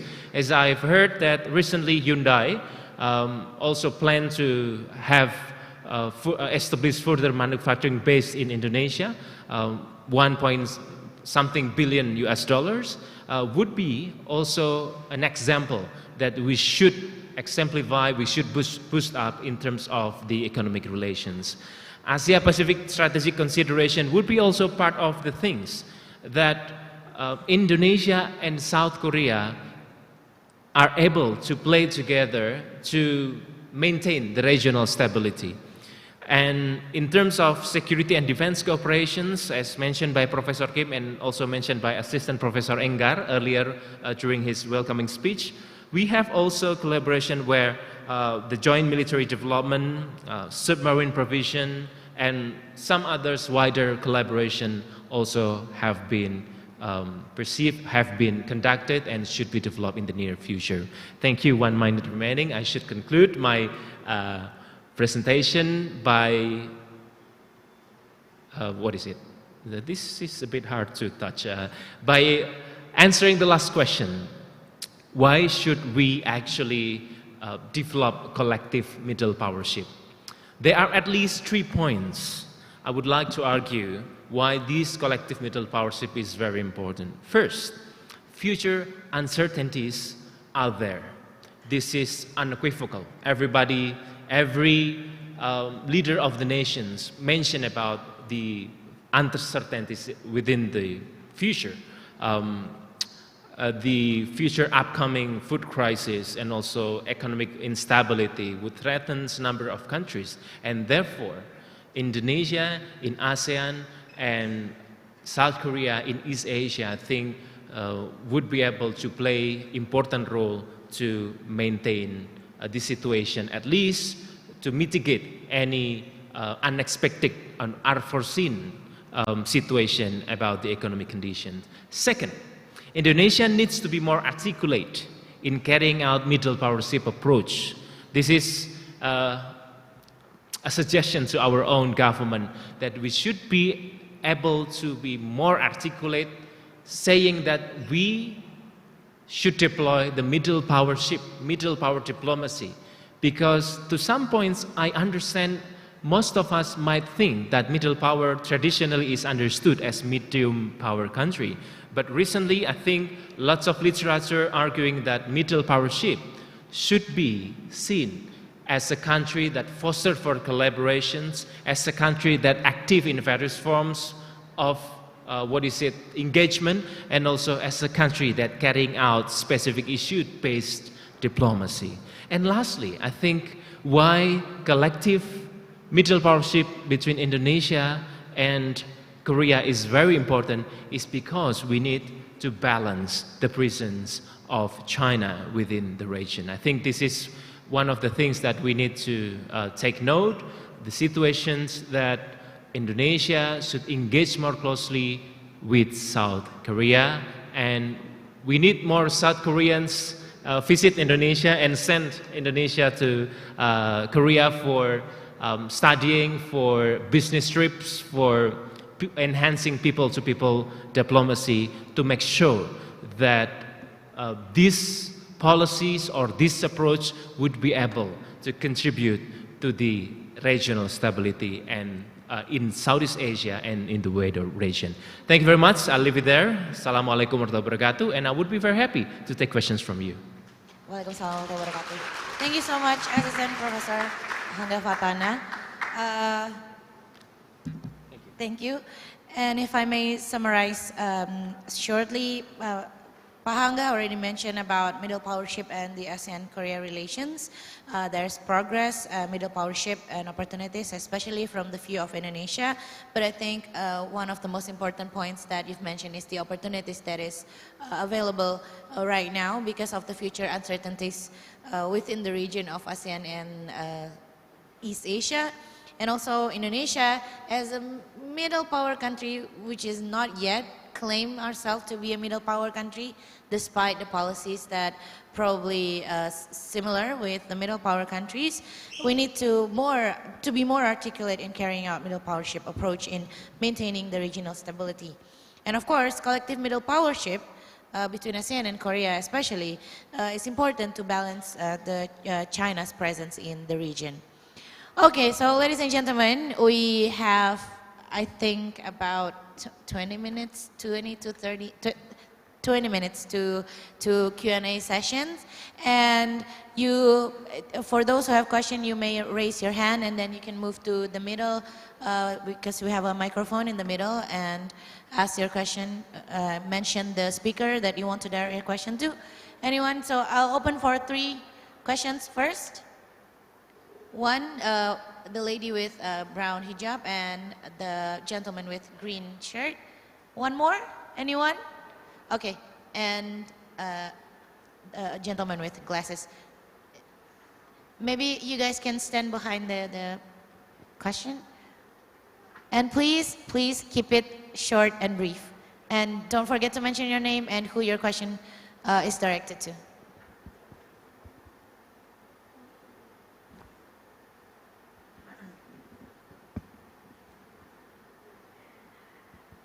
Okay, good morning everyone, the honorable ladies and gentlemen. First of all, let me introduce myself. My name is Sylvia Jultika Sadi Febrian, UII International Relations student batch 2021. And on this occasion, let me ask to Professor Kim Dong-Yeob about ASEAN centrality and strategic importance of ASEAN-Korea cooperation. Then, it can also be seen that for this, there is a Regional Comprehensive Economic Partnership Agreement, or RCEP, which has the goal of responding to various dynamics of change in the world economic and in order to make the strengthening of world markets that remains open as an essential part of the recovery and strengthening of the global economy. Then, my question is, what are the potential outcomes of RCEP? Thank you. Thank you so much. The first question is for Professor Kim. Yes, give applause for the lady. The next question, please mention who you want to direct your question to. Yes, okay. Yes, okay. Terima kasih. Assalamualaikum warahmatullahi wabarakatuh. Thank you for the honorable speaker, each of you who delivered the substance for us. I would like to ask the question about Professor Kishore Mahmubani ever told that the 21st century is an Asian century with the involvement of a China Belt and Road Initiative, Korea New Southern Policy, and the so-called middle powership. Mr. Hanga ever told, will it asserting the Mahmubani statement that the 21st century is an Asian century and shifting the world focused civilization to Eastern Hemisphere, since a lot of development initiative came from Asian country recently. And if I may forget, my name is Mohammad Zaki bin Ahmad from International Relations Program. Thank you. Izam, for Mr. Hanga, right, the question. And next, please. Bismillahirrahmanirrahim. Assalamualaikum warahmatullahi wabarakatuh. Good morning. I would like to thank Assistant Professor Hanga, Associate Professor Dr. Zaki, and Professor Kim for the wonderful insight about how we see the ASEAN-Korea relations. One important thing that I've taken note is about the sustainable development factors, which mentioned by our three speakers today about economic growth and also about the social development, which informally referred as people, planet, and profit. And beside from cultural influences that mentioned before, there are also influences particularly in financial and technology, where Korea has a big role in the ASEAN region. And as we see in Indonesia, many banks or finance institutions which merge with banks from Korea, and also technological brands, companies, which of course had a big influence in the region. And my question to Professor Kim is, how is your view regarding the opportunities that might happen in financial and technological relation in the future in the context of ASEAN and Korea relations? And I forgot to mention my name. My name is Jalaluddin Rizky Mulia, and I am from the International Relations Department, batch 2021. Thank you. Thank you. Thank you, Jalaluddin. Another applause for Jalaluddin, for Professor Kim. Maybe one more question if anyone wants to ask Dr. Zaki. One more question? Not yet? Okay, so we'll move to the next session. I would like to invite Professor Kim to answer the first and the third question. The first is about the potential importance of our CEP. Professor Kim. Second one's about opportunities in, I'm sorry, I didn't get the question. Can you repeat again, Jalaluddin, maybe shortly, your question? The opportunities and... I think it's about the Kishore Mahbubanis. ASEAN centuries. No, yeah. That's the second one. The third one. ASEAN century is the second one. The third one is about opportunities in economic and financial cooperation. Financial, right? yeah. And technological, yes. Financial and technological, Professor Kim. Okay, Thank you. Thank you very much for very important questions. And the first question, sorry, I could not catch the name, but the lady who gave me a question about the RCEP. In these days, you may know that due to the superpower rivalism, like countries like Korea and ASEAN countries, perhaps we encountering some hard time to managing the international relations. And RCEP is one of the international economic cooperation led by China, right? And American also, they try to make another economic forums centered by Indo-Pacific regions. So I think most of the ASEAN countries and South Korea also became the member of the RCEP. And I think the position of South Korea and ASEAN is very similar. We welcome to any initiative by the superpowers, or especially the economic forums. We actively involve in. We should not resist any of international economic cooperations. So Indonesia and Korea and also ASEAN countries, we should actively welcome the initiative by China, such as RCEP. Also, if there is any other initiatives from United States, we should actively engage in and participate. So we don't need to take the side. We should utilize and we should engage in any kind of international initiatives. And next, the question from our gentleman, how we can improve the cooperation between Korea and ASEAN countries in terms of the technology or economies. Well, we are encountering changing of era, right? We are not anymore living in the third industrial revolution. We are encountering the fourth industrial revolutions. The means and method of cooperation should be changed.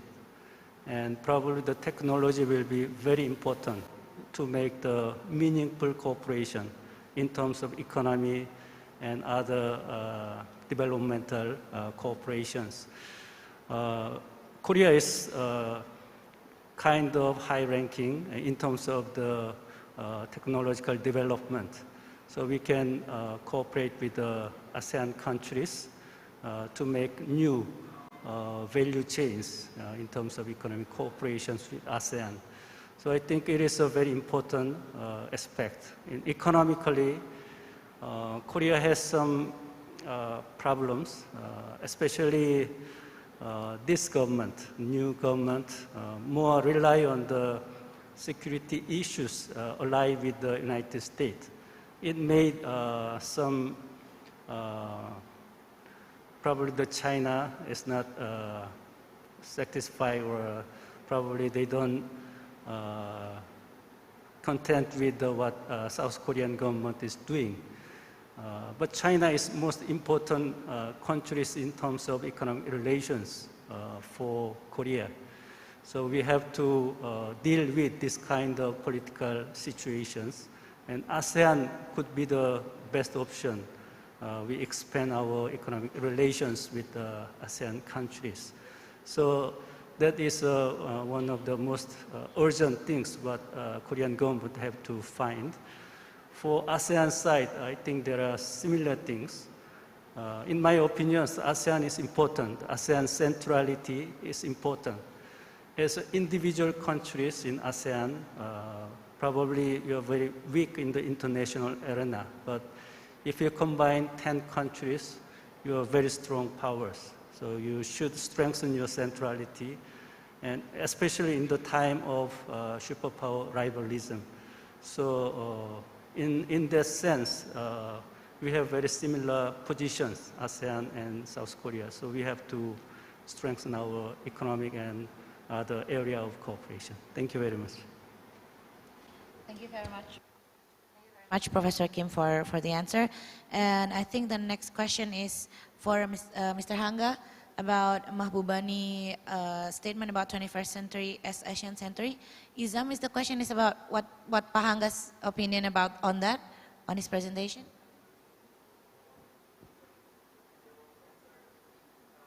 All the speakers. Oh, okay. So yeah, maybe from Pahanga first. Yeah.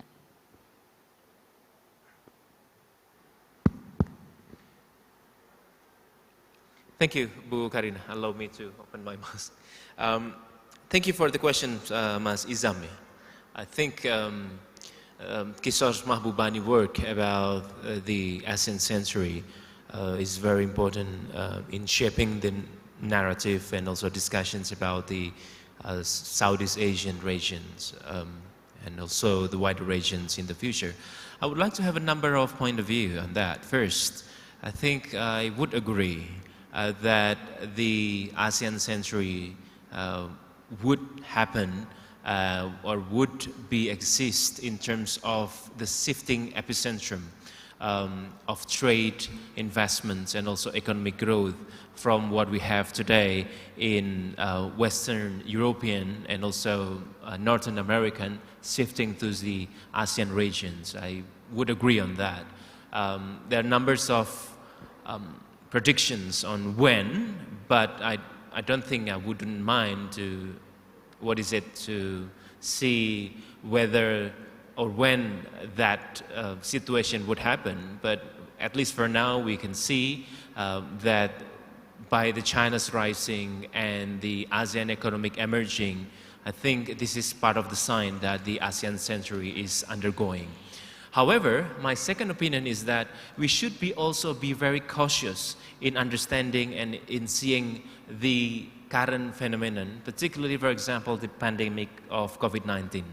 Once the pandemic hits, I think these pandemics creates disruptions, not only to one specific country, but almost one and all country, which is very, to some points, very destructive. It changed lots of what we call habits and also lots of policies, shifting from the traditional approach to the new one, from the traditional normal to the new normal. And this pandemic of COVID-19 would not only end with the changing health policy, but also would end with the changing economic policy and even to some points foreign economic policy. So ASEAN century might encounter a number of obstacles, and this is very significant obstacles. The future issues on public health, the future issues on the climate change would also part of the considerations to stay or to keep us sober in understanding the ASEAN century, because I believe the upcoming threats of climate change and its impact, the impact of industrializations would be also the cost of what we have on the ASEAN century narrative. So I think these two point of view, first, I will be very optimistic, but on the other hand, I would also remind myself to remain sober and to keep calm to see the situation whether this ASEAN century would happen. And I think if I may add one more, Bu Karina, the third or the last one is about the current architecture of the ASEAN diplomacy or ASEAN countries would also determine whether this ASEAN century would run smooth or no. The China's presence, the China's emerging roles and more assertive approach to its neighborhood, the Indonesian situation at the moment that we encounter, the Malaysian government approach, and also the Korean government as well. I think some might argue that this situation is actually a dynamics within multipolarity, but I would not argue that far. I think this is a shifting from the previous balance of power that we have back then in 1990s after the Soviet Union and United States until today. So stay calm and be vigilant in understanding the ASEAN century. I think that's all, Bu Karya. Thank you. Thank you, Pak Hangga. And next, Dr. Zaki, maybe your thoughts on Mahbubani's statement on 21st century as ASEAN century. Okay. When Kishore Mahbubani coined the term or even introduced the concept of Asian century, he directly linked with the economic growth and miracle by China. Yeah? At the time, China was emerging as a superpower in terms of economics. But the reality now, the challenging regarding this concept is because China is now facing economic challenge actually in terms of so-called constructions and financial bubbles. So it is something that one can ponder upon whether in the future, whether the other countries or other superpowers will focus its attention here in this part of the regions. But I would like to say that in terms of geopolitical competitions and struggles, there will be that kind of narrative whereby United States especially and its allies and security partners will try to undermine China's perceived security threats on their influence in this part of the regions. And surely we will be seeing more struggles in terms of policy makings that try to so-called depriving China from its expansionistic influence here in this part of the world. I believe now we can see such trends looking into the recent military cooperations in the form of AUKUS involving United States and its regional partners here, involving Japan and Australia and United Kingdom. So Southeast Asia will continue to be part of the playground of geopolitical struggles involving superpowers such as United States and China in terms of trying to assert their influence here. So that's my take on talking about the Asian centuries. Thank you. Thank you. Thank you, Dr. Zaki. And Professor Kim, how about your thoughts on ASEAN century? Okay. Perhaps it's a very important issues we discuss now and in the future. Because we recognize that the 21st century will be Asian centuries. But we have to think about, is it really valuable for all or for certain countries? Right? If you're thinking that, of course,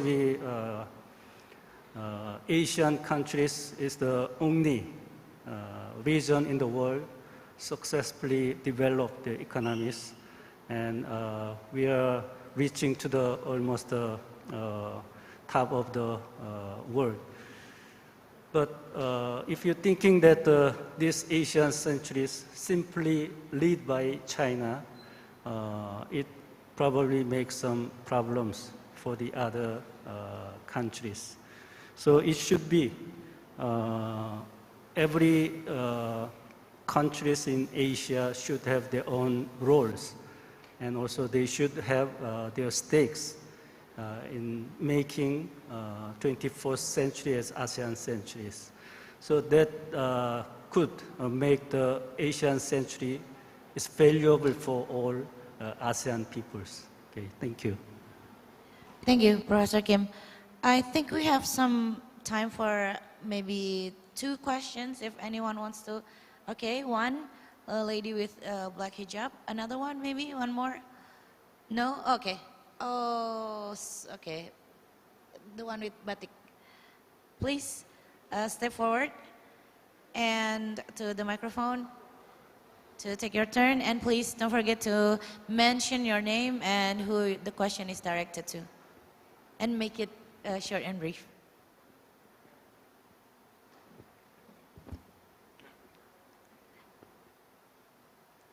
Bismillahirrahmanirrahim. Assalamualaikum warahmatullahi wabarakatuh.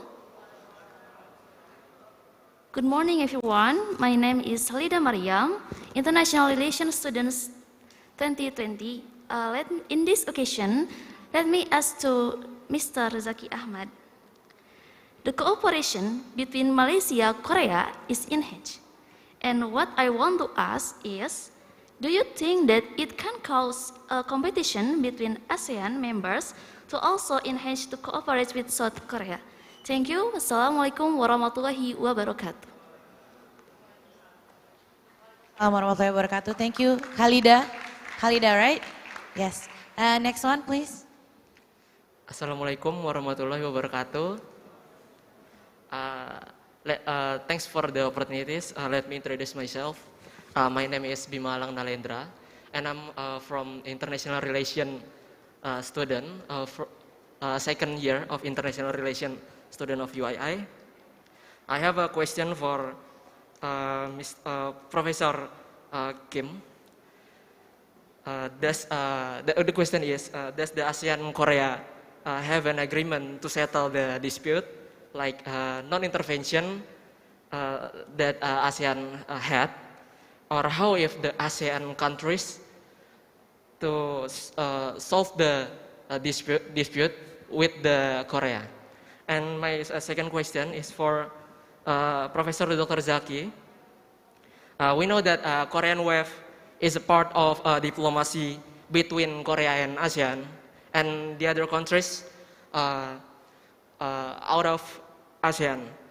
But is the Korean waves can be blend with the culture or something in countries of ASEAN, or it's just get through and flowing in the countries of ASEAN? Thank you. Wassalamualaikum warahmatullahi wabarakatuh. Waalaikumsalam warahmatullahi wabarakatuh. Thank you, Bima Elang. And first, I would like to invite Dr. Zaki, but because our time is limited, so maybe you know, also include with your closing statement, Dr. Zaki. So first question is from Khalida about whether or not Asian countries feeling competitiveness because of Malaysian and Korean relations. Thank you for that very provocative question, actually. I'm not going to be gentle about it. I'm going to be upfront.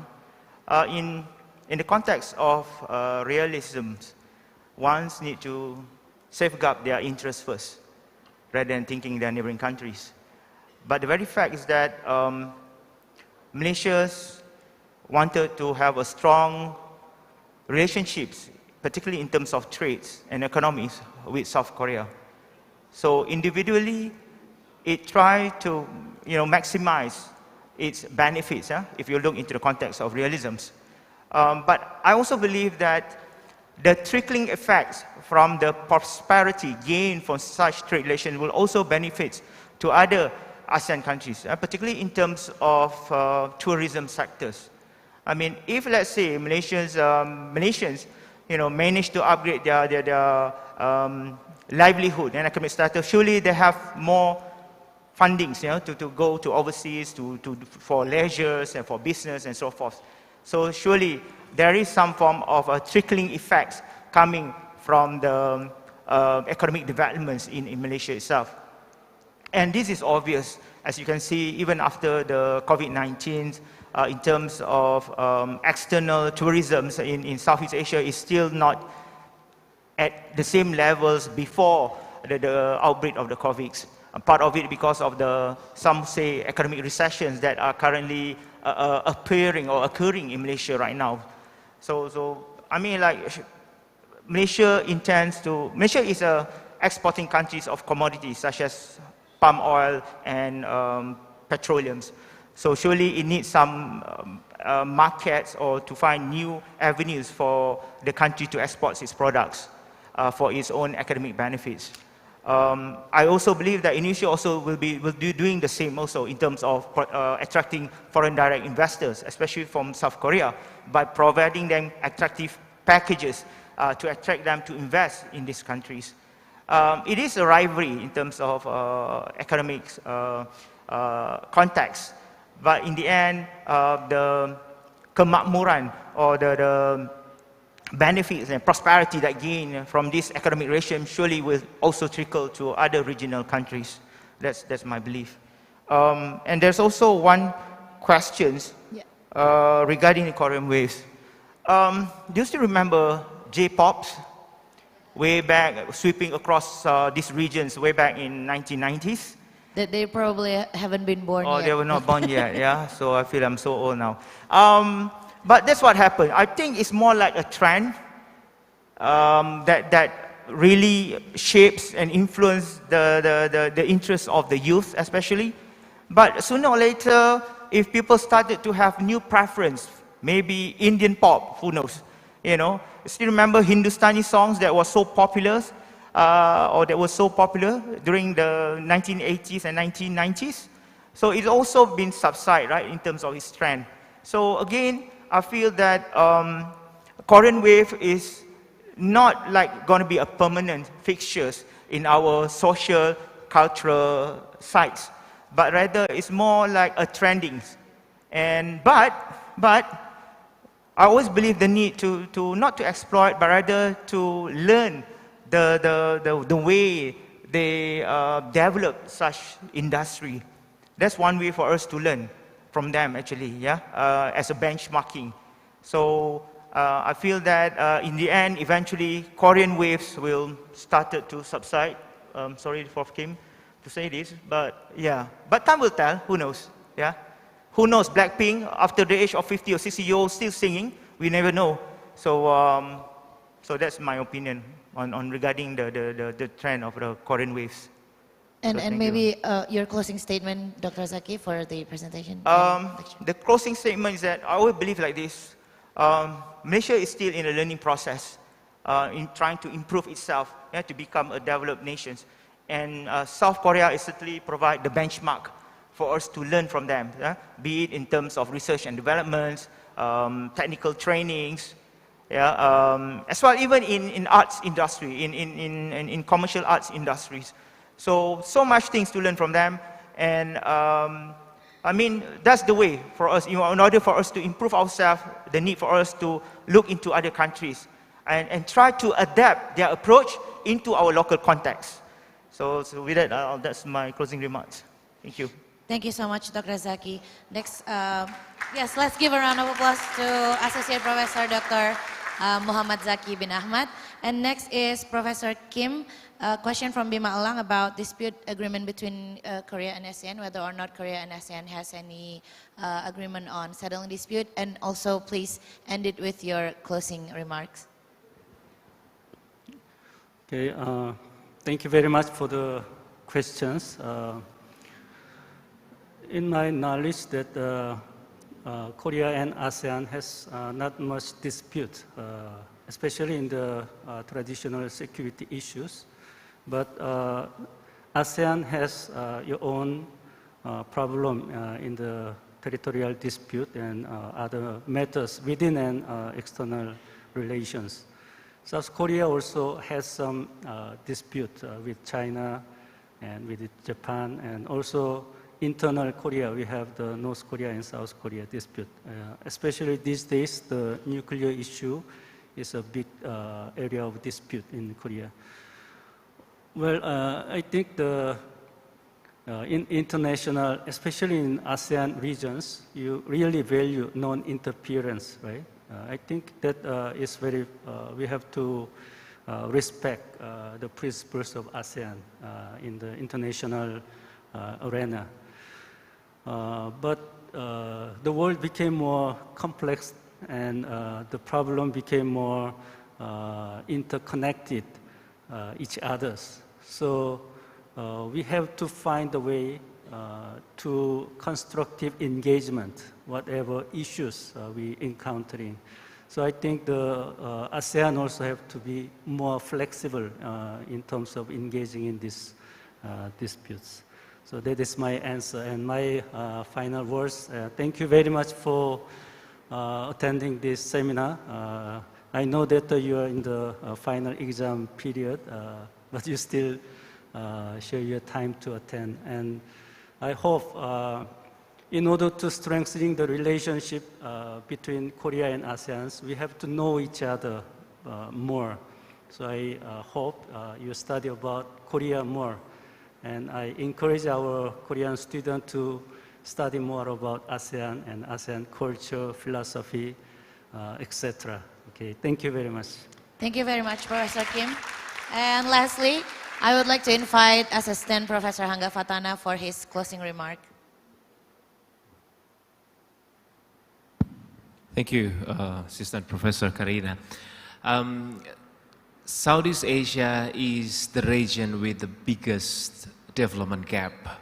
So we have like Singapore, and then Brunei, and then we have Malaysia, Thailand, and then we have Cambodia, Laos, and Myanmar. And this means that the ASEAN-Korea relations should be able to address this issue as well. And I think I would like to highlight what Prof. Kim said about the constructive engagement.